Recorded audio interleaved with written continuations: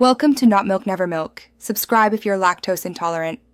Start by powering the Hikvision device using PoE or the provided 12V adapter. Connect the camera to your router using Cat5e or Cat6 cable. Open a browser on a computer in the same network to access the camera by local IP. Use SAB software if you cannot reach the web interface by IP address. Choose DHCP for initial discovery, then switch to a static IP for stable remote access.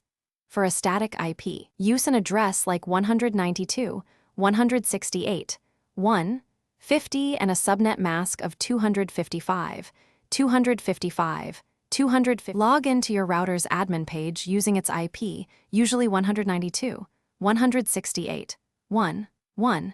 Set the camera gateway to that router IP and DNS to 8.8.8.8.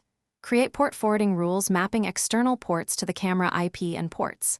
Forward HTTP port 80 and the device server port 8000 to the camera.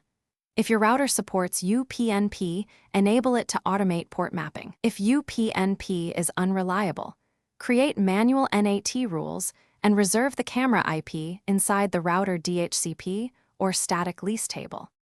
Create a HikConnect account and add the device using its serial number or QR code. Alternatively, enable DDNS and set a hostname pointing to your public IP address. Obtain your public IP from the router status page to test direct access. Use your DDNS name or public IP with port 8000 and port 80 to verify connectivity. Adjust router firewall settings to permit those ports through to the camera. Finally, test live view from outside your network using a mobile app or remote browser session. Thanks for watching. If this was helpful, leave a like and consider subscribing. See you next time.